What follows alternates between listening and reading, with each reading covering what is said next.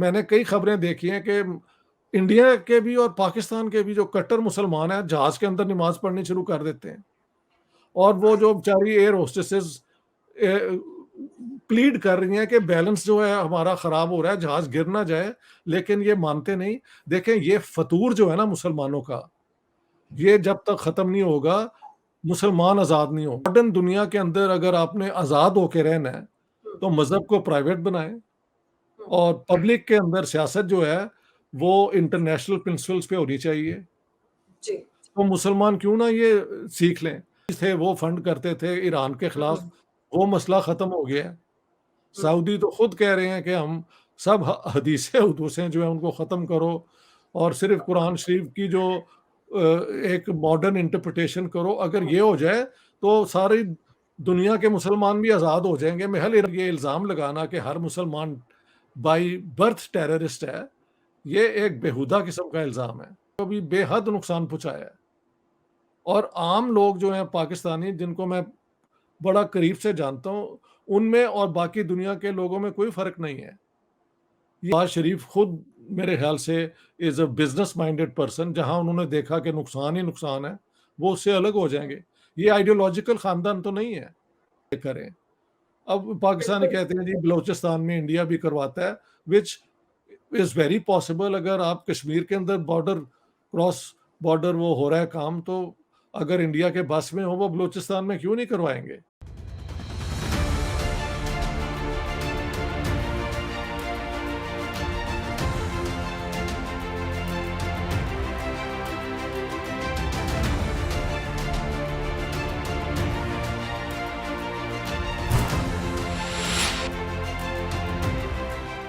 दोस्तों, मैं अंबर ज़ैदी और स्वागत है आप सबका हमारे आज के खास कार्यक्रम इट्स डिबेटेबल में। साजिद मीर लश्कर-ए-तोयबा का आतंकी, जो कि मुंबई 26/11 हमले का सबसे बड़ा एक प्रोजेक्ट मैनेजर और या फिर मास्टरमाइंड कहें, तो वो माना जाता है, जिसको पाकिस्तान हमेशा ये कहता है कि साजिद मीर यहाँ नहीं है। पाकिस्तान की तरफ से ये भी कहा गया कि साजिद मीर मारा जा चुका है।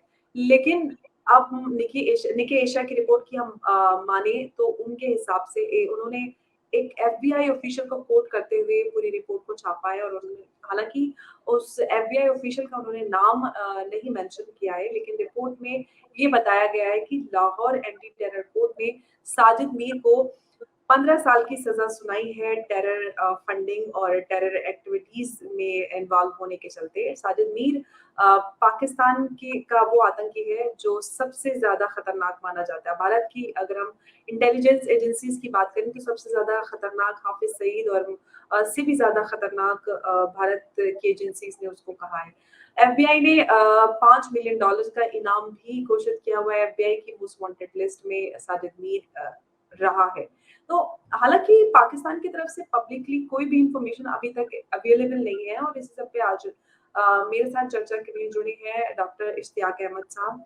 बहुत-बहुत स्वागत है आपका सर। बहुत-बहुत शुक्रिया अंबर जी। अ, सर जी। जी, हुँ। ये जो हम निके एशिया की रिपोर्ट की बात कर रहे हैं जिन्होंने एफबीआई के एक ऑफिशियल को कोट करते हुए रिपोर्ट को छापा है, उनकी हम बात करें तो उस उनके हिसाब से साजिद मीर जो कि 26/11 हमले का मास्टरमाइंड था, उसको 15 साल की सज़ा सुनाई गई है। हालाँकि पाकिस्तान की तरफ से अभी तक इस पे कोई पब्लिक इन्फॉर्मेशन अवेलेबल नहीं है। आप किस तरह से देखते हैं इस पूरे वाक़ये को? जी, आपसे बात करने से पहले मैंने ये अखबार में जो इंडिया में रिपोर्टिंग हुई है, सब लीडिंग अखबारों ने इसका ज़िक्र किया है। इंडियन एक्सप्रेस ने, हिंदुस्तान टाइम्स ने, मैंने देखा है, और ये बिज़नेस वाला जो है, उन्होंने भी किया है, और एफबीआई के किसी इंटेलिजेंस ऑफिसर नाम दिए बगैर, जैसे आपने बताया है, हुँ, उसकी तरफ से ये खबर आई है।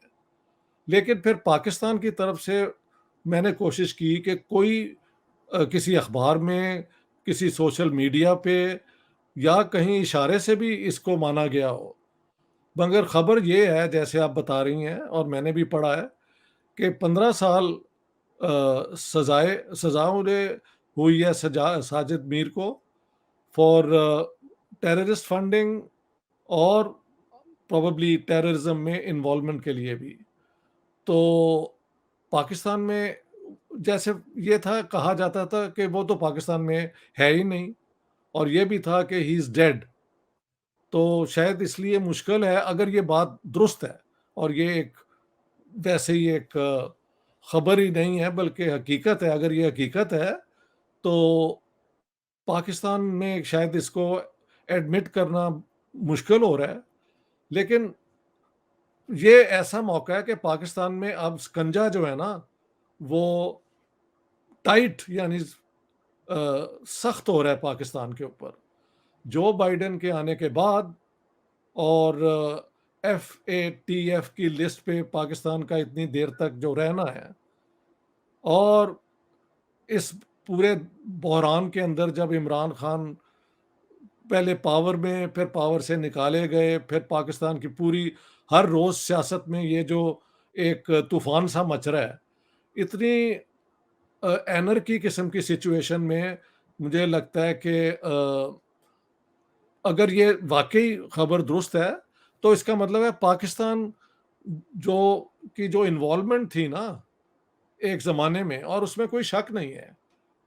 अफ़गान जिहाद के बाद इन्होंने ये लश्कर-ए-तैयबा और ये जैश-ए-मोहम्मद, इन सारों का रुख इंडिया की तरफ, इंडियन कश्मीर की तरफ कर दिया था, जिसमें शायद सबसे क्या कहते हैं घिनौना इंसिडेंट जो है वो तो बॉम्बे का 26 नवंबर 2008 का टेररिस्ट अटैक है। लेकिन इसके अलावा भी बहुत हुए हैं इन सालों में।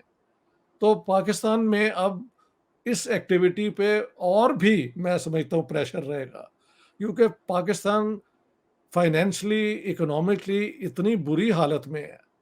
हालाँकि आज खबर आई है कि पता नहीं रुपए की वैल्यू बढ़ गई है, ये एक दिन बढ़ जाती है, दूसरे दिन नीचे चली जाती है, we don't know how to interpret it.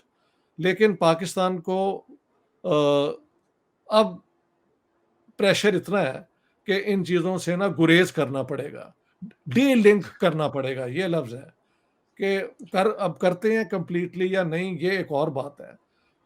क्योंकि आई मीन ये कनेक्शंस बन जाते हैं, और कई दफ़ा स्टेट के बस में नहीं होता कि जो अब ये सेल सेल बन जाते हैं ना, कौन कहाँ बैठा है, 3-3 4 का ग्रुप, यू नेवर नो। हुँ, लेकिन बिल्कुल। ऑन द होल पाकिस्तान में अब ये इस किस्म की activity, so called non state actors, मैंने कई दफ़ा कहा है कि ये एक बेहुदा टर्म है। अगर एक मुल्क हुँ। से जाके किसी और मुल्क में टेररिज्म होती है, तो उस मुल्क की रिस्पॉन्सिबिलिटी बनती है, चाहे उसकी इंटेलिजेंस सर्विसेज करे या so called non state actors करें। अच्छा इश्तियाक साहब मैं आपसे ये सवाल करना चाहती हूँ कि जिस तरह से इस पूरी रिपोर्ट को छुपा के रखा गया है, कोई भी इन्फॉर्मेशन पब्लिक नहीं की गई है, क्या हम जिस तरह से हम देखते हैं इंटरनेशनल लेवल पे हर फोरम पे पाकिस्तान को एलिनेट किया जा रहा है, तो क्या उस प्रेशर के चलते तो ये नहीं हो रहा या फिर हम एफएटीएफ की अगर हम कुछ दिन पहले जो रिपोर्ट थी उसके में भी अभी तक उसको वापस ग्रे लिस्ट में डाला हुआ है। ये उन सब से बाहर आने की एक एक्सरसाइज तो नहीं है? नहीं, नहीं, बिल्कुल उसी के उससे बाहर आने के लिए ये एक्सरसाइज़ है, क्योंकि अगर बाहर नहीं पाकिस्तान आता, तो आईएमएफ और बाकी इंटरनेशनल जो फाइनेंशियल इंस्टीट्यूशंस हैं, वो पाकिस्तान को की इकोनॉमी को कोई मदद नहीं कर सकती, सिंपल एज़ दैट। इसमें 2 राय हो ही नहीं सकती। हुँ। लेकिन पाकिस्तान लगातार ग्रे लिस्ट से बाहर आने की कोशिश कर रहा है और वो ये भी दिखाने की कोशिश कर रहा है कि हम टेररिज्म पे काफ़ी लगाम लगा रहे हैं। लेकिन शहबाज शरीफ जो पाकिस्तान के प्रधानमंत्री हैं, उन्होंने इमरान खान के ऊपर टेररिस्ट एक्टिविटीज़ बढ़ने का पूरा इल्ज़ाम लगाया है कि उनके शासनकाल में एक्टिविटीज़ बढ़ी हैं और उन्होंने जो योजनाएँ टेररिस्ट एक्टिविटीज़ को रोकने के लिए बनाई गई थी, उनका इम्प्लीमेंटेशन नहीं किया। आप किस तरह देखते हैं इनके इस स्टेटमेंट को? देखें जी, इमरान खान जो हैं, उन्होंने उन पे ये भी एक नाम उनके लिए इस्तेमाल होता है, यानी डिस्क्रिप्शन, तालिबान हुँ, खान।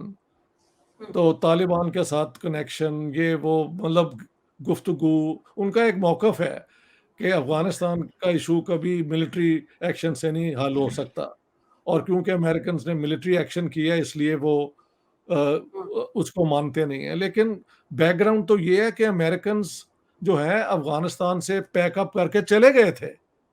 तो अल-कायदा के 9/11 के बाद वो दोबारा वापस आए हैं ना, तो उनको लाने वाले तो अल-कायदा ही हुए फिर।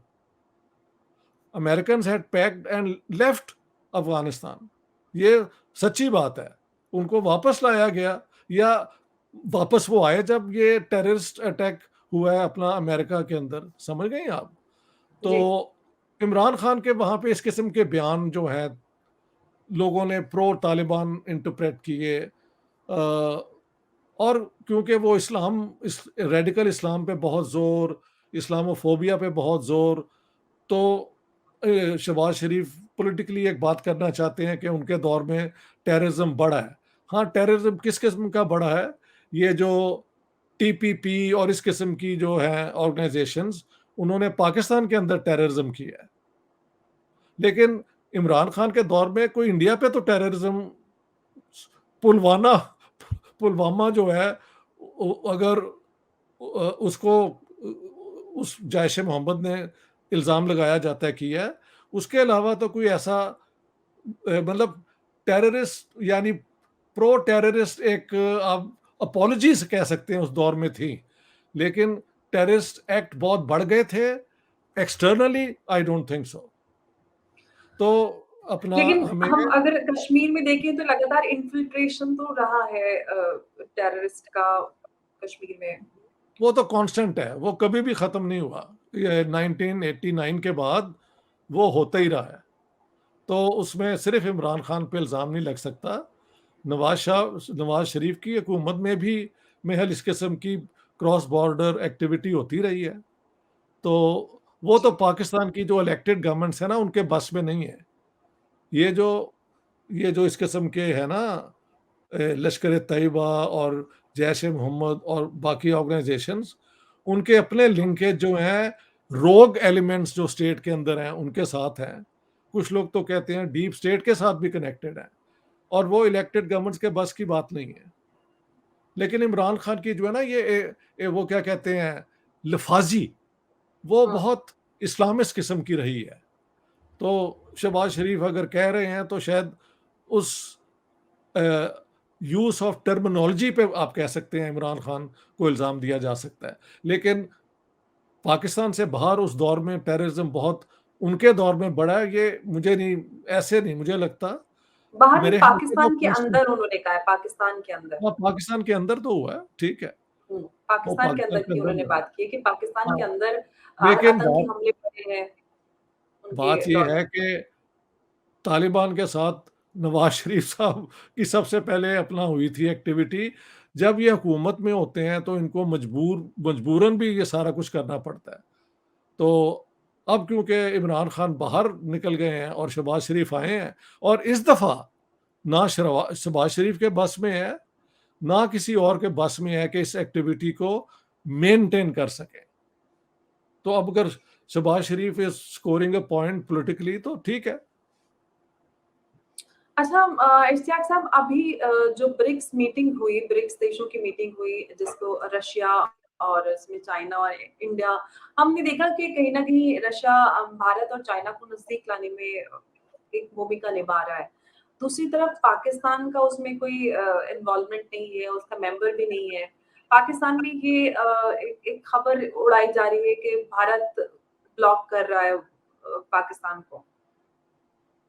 ये किस हाँ, तरह ये मैंने भी पढ़ा है कि किस तरह की बात है? चाइना का बहुत क्लोज़ एलाई है ना पाकिस्तान। तो जी। चाइना शायद इनवाइट करना चाहता होगा पाकिस्तान को, यू नो, अ, हुँ। कि वो इनफॉर्मली अटेंड कर लें, या पता नहीं, पाकिस्तान मेंबर तो नहीं है ना उनका। जी। आई डोंट हाँ जी?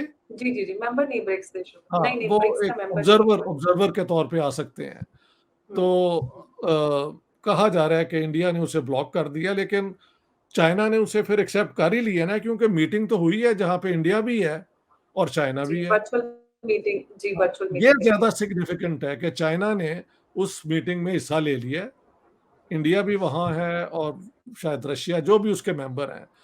लेकिन पाकिस्तान को इनवाइट करने के बावजूद अगर नहीं बुलाया गया, और इंडिया हुँ। पे कहा जा रहा है कि इंडिया का प्रेशर है, तो फैक्ट तो ये है कि चाइना ने फिर उसको बॉयकॉट नहीं किया, China went to that meeting. हुँ। तो अगर जैसा कि खबर बताई, अच्छा पहले आप बात पूरी कर लीजिए। जी। नहीं, मैं समझ रहा हूँ कि चाइना की एक अपनी पाकिस्तान के साथ फ्रस्ट्रेशन भी तो बहुत ज़्यादा बढ़ रही है ना, हुँ, कि वो जो हुँ, सीपेक के लिए पाकिस्तान को उन्होंने तैयार किया था, उस हुँ। पे कोई अपना वो क्या कहते हैं, प्रोग्रेस ही नहीं हो रही। जी। अफ़गानिस्तान के अपना बलूचिस्तान के अंदर कई हुँ, अटैक हो चुके हैं और देखें जो मैंने ओरिजिनल सिपेक का जो प्रोजेक्ट था 2019 तक पाकिस्तान को इलेक्ट्रिसिटी क्या कहते हैं एक्सपोर्टर मुल्क हो जाना था। तो लोड शेडिंग इतनी पाकिस्तान में है, रोज़ मुझे लोग लाहौर और पेशावर जहाँ मेरे दोस्त हैं कहते हैं यार तुम 29 डिग्री स्वीडन को हॉट समर कहते हो, हमारा तो सत्यानाश हो गया है। हुँ। 46 डिग्री में सारी-सारी रात और मच्छर और ये और वो, तो ये हाल है। जी। तो चाइना भी पाकिस्तान को उस तरह नहीं नज़र आता सपोर्ट करता हुआ और ये ब्रिक्स की मीटिंग में अगर पाकिस्तान को रोका गया है और चाइना ने रिएक्ट नहीं किया तो there is something interesting happening there. अच्छा, ये कहा जा रहा है कि जो रशिया है वो भारत और चाइना को नज़दीक लाने की कोशिश कर रहा है और काफ़ी दूरियाँ कम भी हुई हैं। आप किस तरह से देखते हैं, अगर ऐसा हो जाता है, भारत और चाइना नज़दीक आ जाते हैं, तो पाकिस्तान जो चाइना पे काफ़ी निर्भर हो चुका है और चाइना ने भी काफ़ी इन्वेस्टमेंट किया है पाकिस्तान में। पाकिस्तान का फिर किस तरह से क्या होने वाला है? अगर ये ऐसे हो रहा है और मुझे लगता है इसी किस्म की एक मूवमेंट है, चाइना हुँ, और इंडिया को सिर्फ रशिया करीब ला सकता है, ये बात तो दुरुस्त है। हुँ, लेकिन पाकिस्तान और इंडिया के हालात अगर बेहतर होने हैं, तो वो चाइना का इन्फ्लुएंस हो सकता है पाकिस्तान पे। तो अगर हम ये देखें कि पहला वाला ये राउंड जो है, चाइना, हुँ, इंडिया और रशिया करीब हो जाते हैं, हुँ, तो अ, फिर चाइना का पाकिस्तान पे जो बहुत इन्फ्लुएंस है, वो इस तरह भी इस्तेमाल हो सकता है कि आप इंडिया के साथ नॉर्मल करें रिलेशंस और हमारी ट्रेड को जो रोका हुआ है, उसे ख़त्म करें। तो इसको आप ये भी देखें कि ये पहले 3 इस किस्म के मूवमेंट हो सकती है और वाया चाइना फिर पाकिस्तान पे प्रेशर बन सकता है कि आप नॉर्मलाइज़ हो जाएँ विथ इंडिया। मैं तो ज़रा थोड़ा इसको पॉज़िटिवली लेना चाहता हूँ ना, कि बजाय इसको मैं देखूँ कि पाकिस्तान को आइसोलेट किया जाएगा, हो सकता है चाइना प्रेशर डाले क्योंकि उसके इंटरेस्ट में है कि ये जियो स्ट्रैटेजिक जो पाकिस्तान का है ना, जिसकी सबको ज़रूरत है। तो पाकिस्तान और इंडिया के भी जो ताल्लुकात हैं, नॉर्मल हो जाएँ और वो क्या है मैंने बहुत कहा है कि कश्मीर का आपने जो रोना-रोना है वो रोते रहें, लेकिन आप अपनी ट्रेड नॉर्मल कर दें। हाँ जी, जैसे जी, चाइना और बिल्कुल। इंडिया नहीं करते और हुँ, चाइना और अमेरिका नहीं करते डिस्पाइट ऑल द प्रॉब्लम्स। तो ये भी हो सकता है। पाकिस्तान को फिर ये भी एक और पॉसिबिलिटी है कि चाइना को मजबूरन पाकिस्तान को छोड़ना पड़े, लेकिन वो बहुत बड़ा फिर एक चाइना के लिए रिस्क होगा, क्योंकि साउथ एशिया में फिर बैलेंस बहुत ज़्यादा इंडिया के हक में हो जाएगा और वो चाइना के लिए फिर हुँ, चाइना का इन्फ्लुएंस इस इलाके में कम हो जाएगा। चाइना का इन्फ्लुएंस साउथ एशिया में तो पाकिस्तान के ज़रिए ही होता है ना। हुँ। तो मुझे इस किस्म का एक बैलेंस ऑफ पावर नज़र आता है। 2-3 पॉसिबिलिटीज़ हैं। The best would be China, India, and Russia. Russia brings China and India together, and then China puts pressure on Pakistan to normalize relations with India, ताकि ये पूरा इलाका जो है ना ट्रेड के लिए जब ये अपना एक हो जाएगा तो सबको फायदा है, रशिया को, पाकिस्तान को, इंडिया को, चाइना को। अगर ऐसा होता है तो कहीं न कहीं जो हम देखते हैं कि वेस्ट को हम सुपर पावर के तरह देखते हैं, तो पूरा एकदम पावर शिफ्ट एशिया, साउथ अच्छी ईस्ट बात एशिया है, में हो जाएगा। ऐसा भी अच्छी होता बात है, हुआ बहुत खुशी की बात अच्छा। है, बहुत खुशी की बात है अगर ऐसे हो जाए, क्योंकि 2-3 सदियों से वेस्ट ने सारी दुनिया को अपने आगे लगाया है और चलाया है, फॉर गुड एंड बैड, इसमें कोई शक नहीं है। कई जी। चीज़ें वेस्ट से बहुत अच्छी भी आई हैं, लोग होते हैं कि एकदम ही सारी चीजें इल्जाम और ये, I don't look at it that way. कई मॉडर्न आइडियाज और वो वेस्ट के फलसफे से, वेस्ट की पॉलिटिकल मूवमेंट से आए हैं। वो एक यूनिवर्सल कल्चर का हिस्सा है। वो भी जी। यहाँ इस इलाके में इंडिया के ज़रिए आती है ना। India is secular, liberal, democratic ideologically. तो बहुत बड़ी पावर है साउथ एशिया में। चाइना एक वन पार्टी स्टेट है और रशिया एक अपनी किस्म की अथॉरिटेरियन गवर्नमेंट है। पाकिस्तान जो है वो एक पाकिस्तान एक इस्लामिक, बफर स्टेट है। हाँ, वही ना, वो भी सारा नॉर्मलाइज, अगर नॉर्मलाइज हो तो ये चारों का होना चाहिए। जी, ऑफ कोर्स ऐसा तो नहीं है कि सब एक हाथ होता है तो उसमें सारी उंगलियां ठीक होती हैं तभी हमारा हाथ किसी काम का हो सकता है। एक छोटी उंगली भी अगर में कुछ तकलीफ होती है तो हमारे हाथ वैसा काम नहीं कर पाता जैसे कि जो एक होना चाहिए। तो हम होना चाहिए। उम्मीद करते हैं कि पाकिस्तान में हालात ठीक हो, लेकिन अब पाकिस्तान में टेररिस्ट एक्टिविटीज जिसको लेके भारत ने हमेशा ये कहा है कि पाकिस्तान टेरर एक्टिविटीज को कंट्रोल करे, टेरर पे लगाम लगाए, लेकिन वो एक ऐसा मसला रहा है भारत की तरफ से पाकिस्तान को लेकर, या हम और अमेरिका की भी बात करें तो अमेरिका भी लगातार पाकिस्तान पर टेररिस्ट अटैक या टेररिज्म को कंट्रोल करने के लिए प्रेशर बनाता है, लेकिन आज तक वो टेररिज्म पे लगाम नहीं लगा पाया, ऐसा क्यों है? देखिए, एक दफ़ा जब टेररिज्म पूरे मुआशरे के अंदर, स्टेट, मुआशरा और स्टेट इंस्टीट्यूशंस के अंदर हुँ, जब अपना मुकाम बना लेती है, तो हुँ, it gets a life of its own.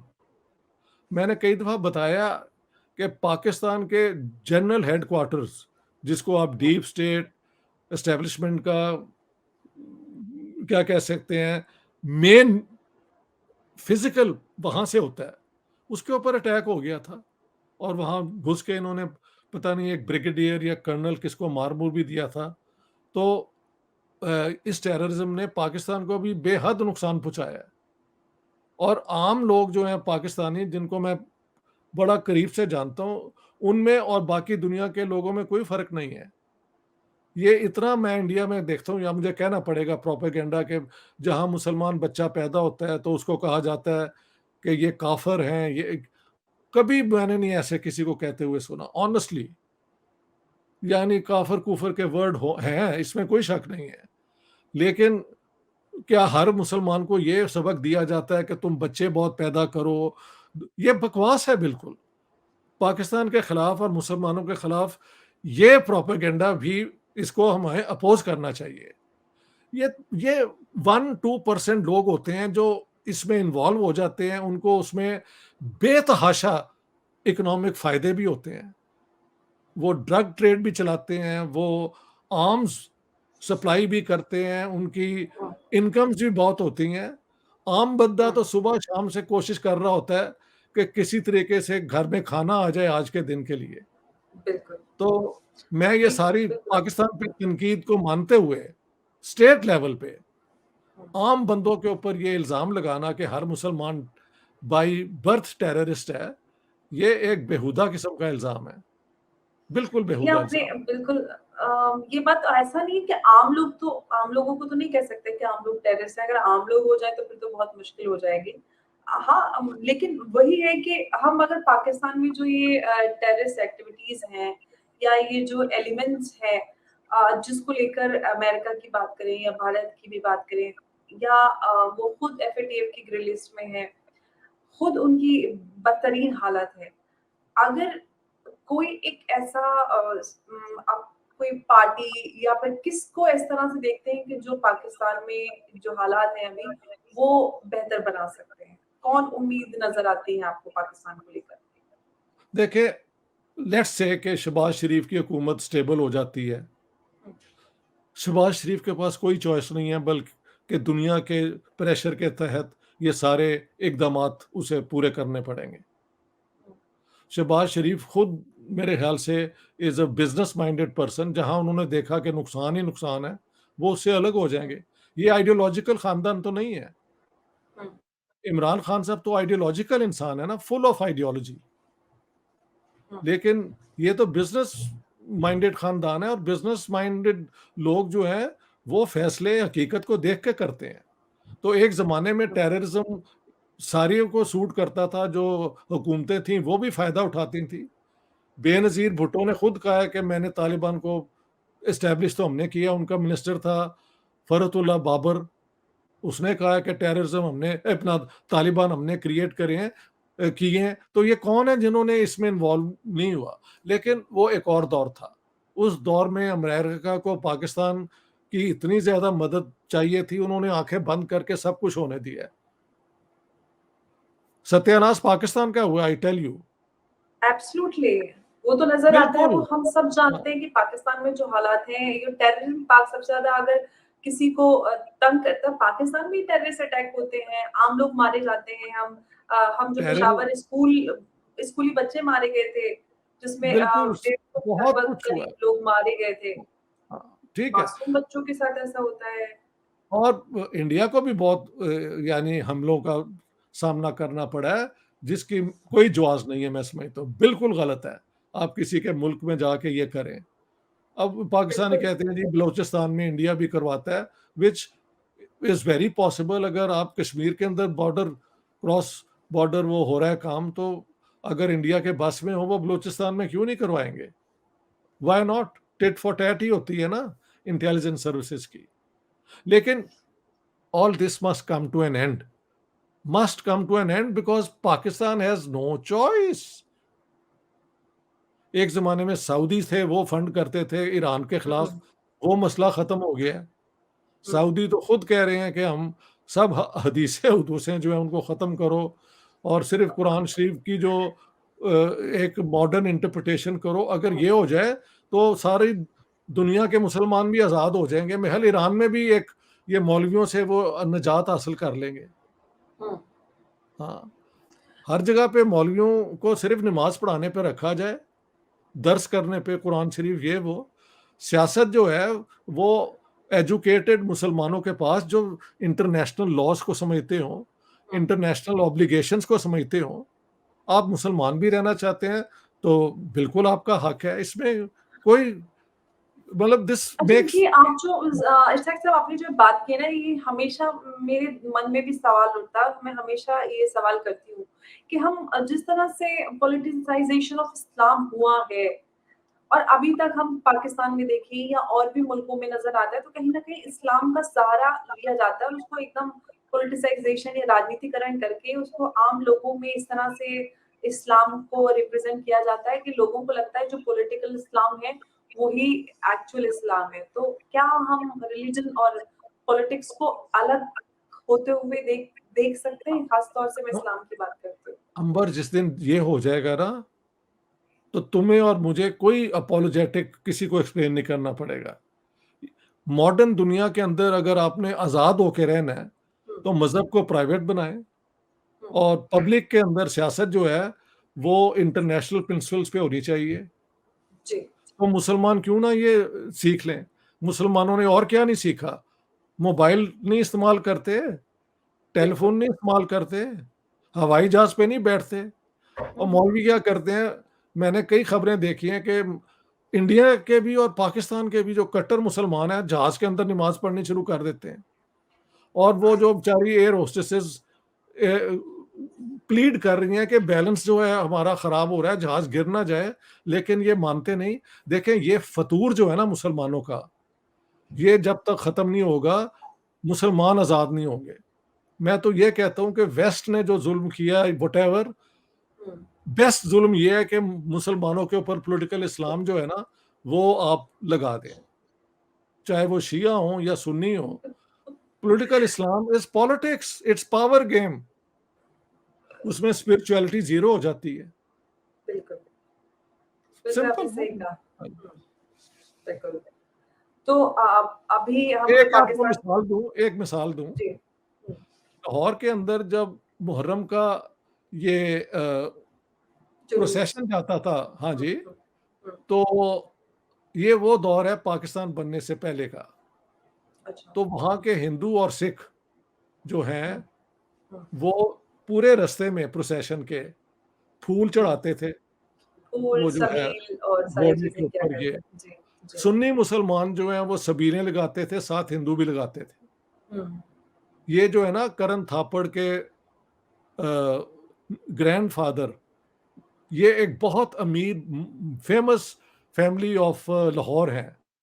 तो इनके जो ग्रैंडफ़ादर थे वो नंगे पाँव, और ये बहुत अमीर लोग थे, जाते हुँ, हुए मातमी लोगों को पानी पिलाते थे। जी। तो ये ब्यूटी थी उस मुहर्रम की। अब जब से आयतुल्लाह ने वो ईरान में पॉलिटिकल इस्लाम कर दिया है, वरना शियाइज़्म तो क्वाइटिज़्म थी ना, हुँ, तो वो पॉलिटिक्स आ गई। तो हुँ। साथ ही वो तबर्रा किस्म की चीज़ भी शुरू हो गई, उधर से फिर सुन्नियों का जो है वो जज़्बा वो भड़क उठा। तो इससे नुकसान किसे हुआ है? दुनिया को। आम लोगों ठीक को है, होता है और बाकी हाँ, दुनिया हम लोगों परेशान को होती हर है। रोज़ हर हुँ, रोज़ की जो एक्टिविटी है उसमें हुआ है। जी, बिल्कुल। बिल्कुल, आपने सही कहा कि जब तक राजनीतिकरण होता रहेगा इस्लाम का, तब तक दुनिया भर में मुसलमानों को जो मशक्कत और जो चीज़ों का सामना करना पड़ता है, वो हमेशा रहेगा। लेकिन जो पावर्स हैं, वो इस चीज़ को समझने के लिए तैयार नहीं होती। सबको अपना पावर गेन चाहिए, किसी को आम इंसान के इंटरेस्ट की नहीं पड़ी है। वो नहीं सोचते कि एक आम इंसान को किस तरह की नहीं, चीज़ों का बिल्कुल। सामना करना पड़ता है, जो कि मैं बहुत जी। मैं हर वक़्त इंडिया के और पाकिस्तान के मौलवियों की बातें सुनता रहता हूँ, तौबा! घबरा जाता हूँ मैं, जो जिन पॉइंट्स पे वो इतना टाइम रोज़ ज़ाया करते हैं, उनका आज के दौर में कोई रेलेवेंस ही नहीं है। हाँ, जी, और सबसे बड़ी बात है कि लोग उन सारी चीज़ों को people by that, that is the I most know people by that, I agree.